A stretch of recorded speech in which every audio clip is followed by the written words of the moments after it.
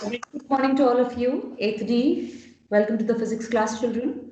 Hope you all are fine, children. Yes, ma'am. Yes, Okay. ma'am. And wish you all a very, very, very happy new year. Happy Same New to you, Year. ma'am. Same to you, Okay. ma'am. Uh, Happy New Year from my side means a lot of happiness. And for a child, happiness can come through success. Because for you, the utmost priority is your studies, isn't it?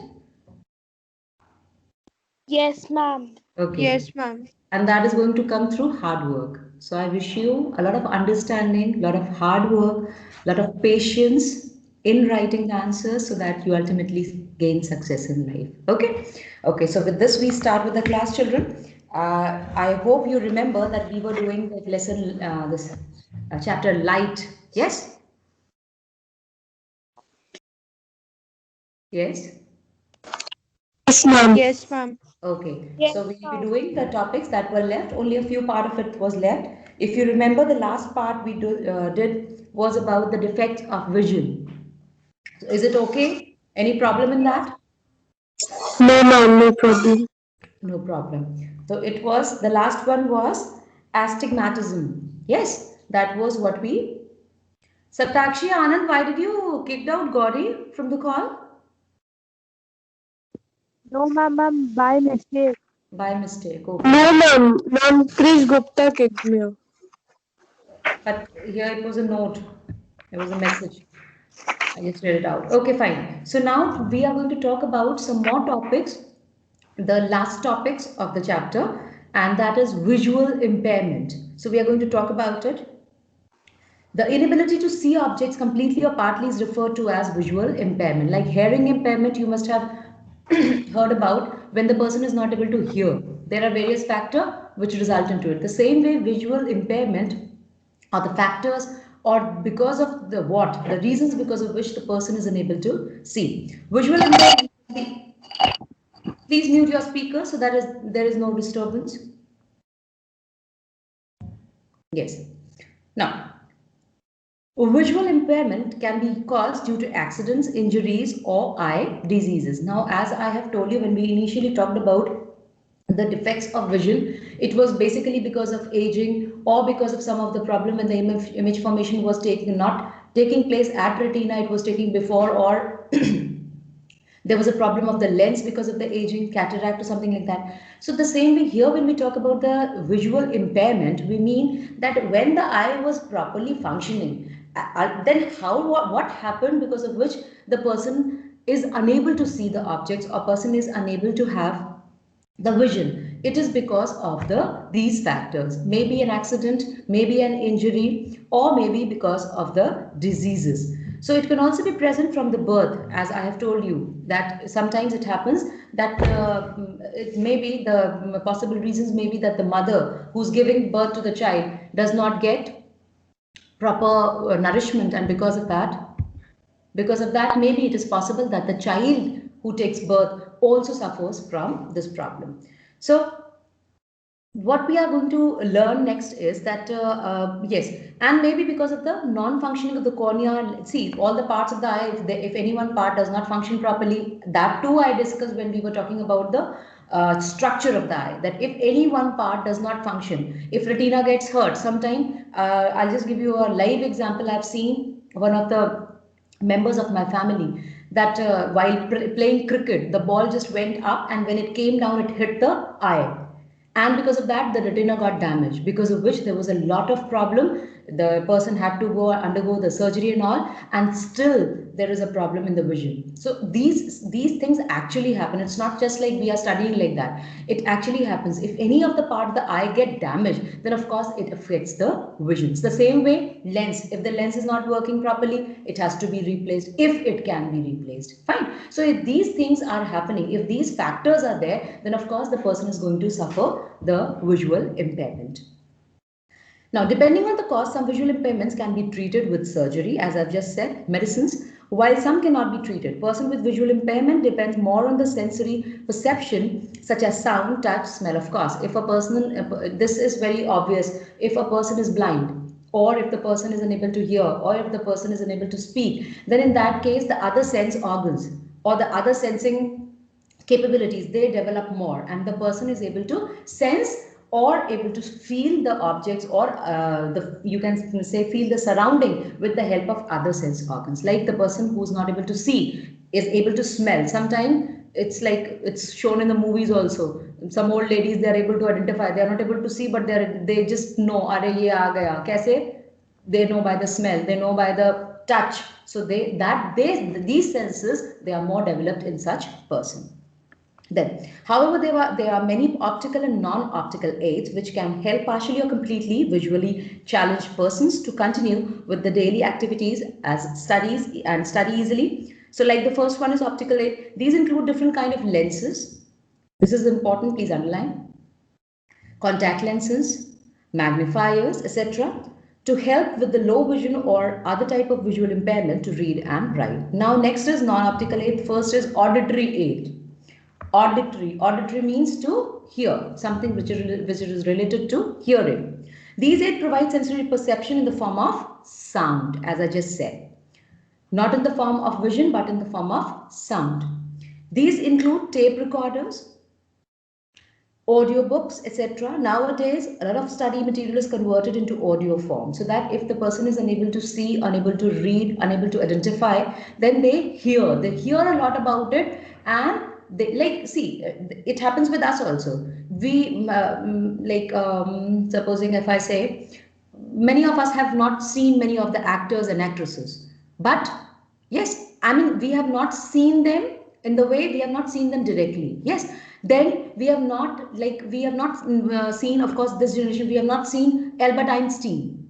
Yes, but we hear so much about that person, or we hear so much about any object. We have not seen planets, but we hear so much about that it is this in color, it is this in shape, this is this, that we have an image of that particular person or that particular object, and we create an image in our mind. The same way, the people who suffer these kind of problem, when they are not able to read, when they are not able to see, they hear about it so much that they have a, you can say, a perception of it in their mind, which makes them easy to learn about it. Then tactile aids, touching. Fine. These are touch-based resources. And tactile word basically you read in your biology when we talk about the movement in the plants. Yes. So they have, when any object comes in contact with them, that is called tactile.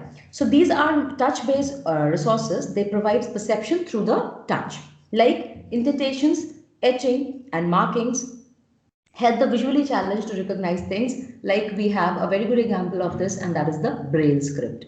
You must have heard about it in your lower classes, that Braille, in Hindi it is called Braille Pranali, and in English it is called Braille, Braille script. And what do you do? On a sheet of paper, there are raised dots and dots. And according to that, they just feel it, they just try to understand the pattern in which the dots are made, and this is how they learn. Then again, there are some aids which help them to write even. Documents and some special type of slate are the examples of tactile aids. Then electronic aids. So we have talked about auditory aids. If the long question comes and it says that how the visually impaired people are helped by the technology, or the question says that what are the means in which these kind of people who are suffering visual impairments are able to study or are able to know the world. So the answer will be this. The first one is auditory aids, then we have tactile aids, third was electronic aids. These include specialized aids such as dictaphone, speech recognition software, talking calculators, voice boxes, interactive touch-based computer software, etc. With the advancement of the technology, there are many advanced computer technologies and software programs to enable the visually challenged to pursue excellence in any field. So this is how like technology is there. There are many improvements, many developments, many things, many researches going on through which these kind of people, they can also read, study, learn and understand about the external world. Then we talk about the Braille system. The Braille system is based on the sensory perception of touch, and it was given by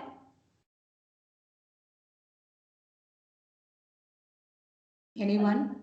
Ma'am, Louis Braille. Yes, it was given by Louis Braille. And let me tell you, children, like where I used to teach previously in the smaller classes, basically in 5th and 6th, where this system was there in the syllabus, children used to make like here you don't have it as it is. Yeah, you have it. Just have a look on page number 200. Just turn the page, Braille alphabet and numbers. So what the children used to do, let me tell you. If you can you see some dots there for A, for B, for C? Yes, Yes, ma'am. ma'am. And there is a specific arrangement, if you can see. So what the children used to do, they used to write A, B, C, D like that. And then with the help of bindi, the bindi that we used to put here. Yes, with the help of those small bindis, they used to make this.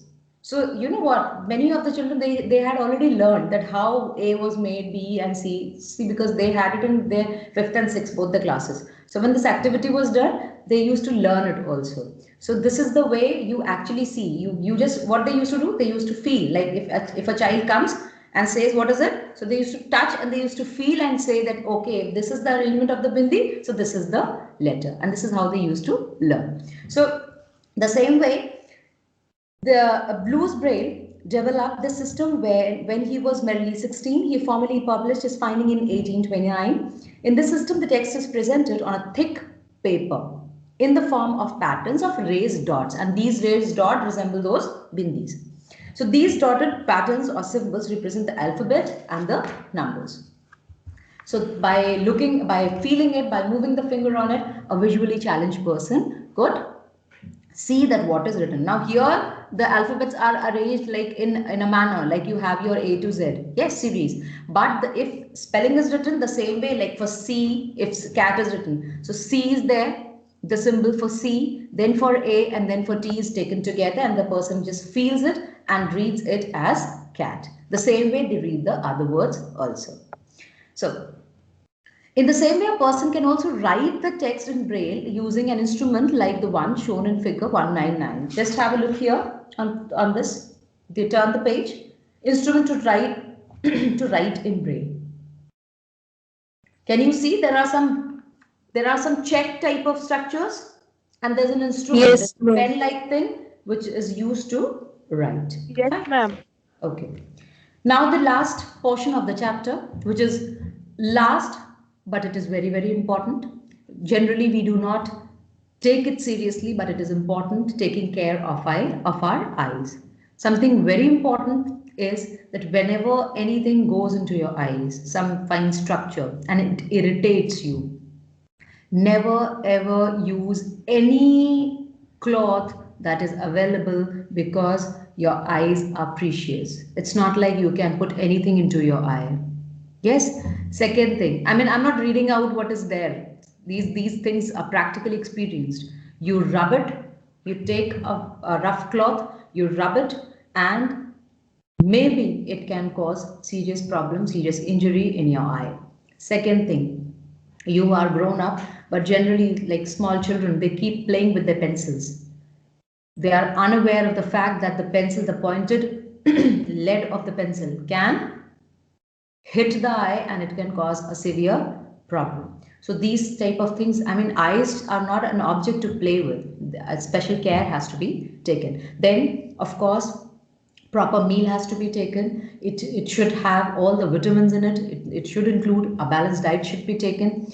Then, of course, the cleaning of the eye is very important. It should not be like just take a bath like that and you don't take care of your eyes.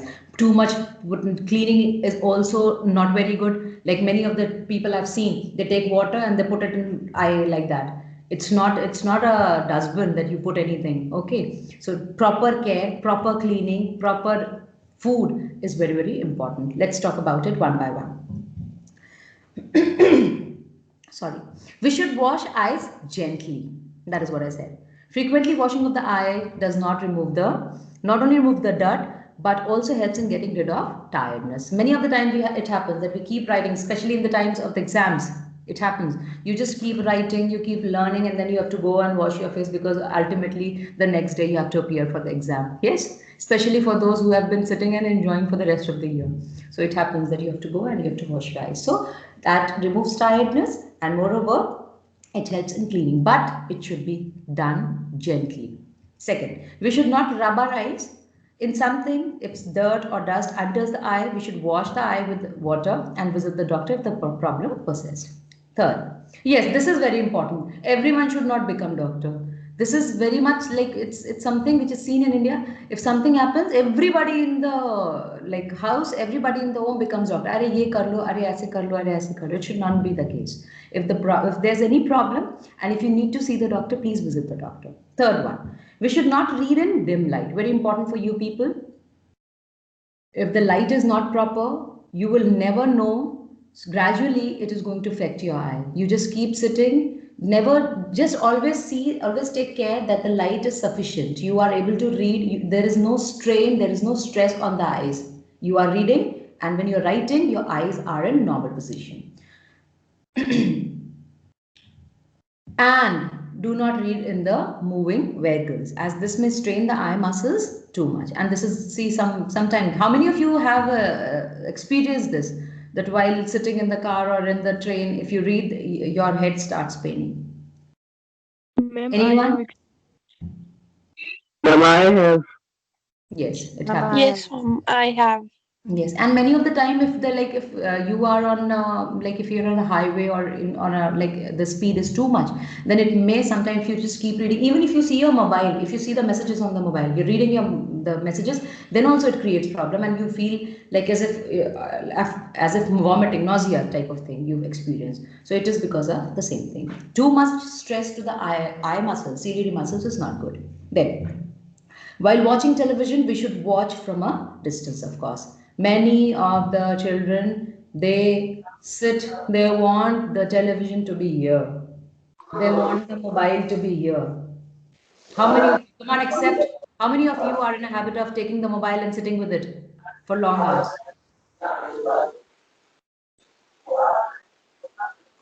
Oh my God, AD is so good. Nobody uses mobile? If you use, it should be from... Ma'am, I do. Good. But you use for so many hours? Yes, ma'am, whole day. Whole day? That is not good. It's not good, not for the whole day. Blinking the eyes help to reduce strain. While studying or working on computer, one should consciously blink eyes frequently. So blinking of eyes, this is an exercise for the eye, that should be done. We should not look at the sun directly during the eclipses. It is very dangerous. We should either wear special glasses for looking at it or look at the projected image of the sun. Then vitamin A, please underline this. Vitamin A deficiency can lead to the night blindness. Again, who is this taking screenshot? I'll talk to you. We should consume Ma'am, health. this is me, Ishanvi. Sorry, ma'am, by mistake. It happened by a random click. You people are so cute, no? Sorry, Here ma'am, you take a extremely sorry. snapshot, and the next sentence, ma'am, it happened by mistake, ma'am. I don't know, why do you touch it? It's okay. Yes, ma'am, by mistake I touched. Sorry, ma'am. Okay, yes. So vegetables, and the diet rich in vitamin A, papaya, mango, carrot, pumpkin, this all should be used. Please do not leave it like that. Do not think that ma'am is telling something which is unuseful, because this can be asked in your objectives. Okay, so do not leave like that. That is why I told you to underline it. If a person is unable to see the near or far things clearly, eye checkup should be done. Wearing appropriate glasses can problem further damage.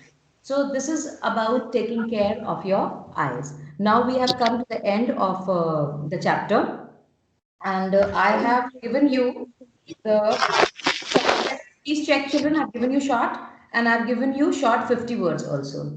Then I have given you 2 questions from long, second and fourth, because there you had to only draw the ray diagrams from the book. So this much is done. Now only 2 questions are left. I'll be providing these answers of these questions today. Then any day I can ask anyone to provide the photograph, the pics of the pages that you have done in PDF format.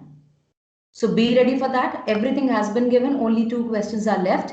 Please do that. If you've not done, please be ready with your work. Any day it can be asked. Fine. In the next class, we'll be starting with the next lesson. Maybe I can take a revision test from this lesson. So be prepared for this. It will be a small revision test, not like a written one, maybe a oral or objective type of test. So just be prepared for that, children. Till we meet again, take care of yourselves.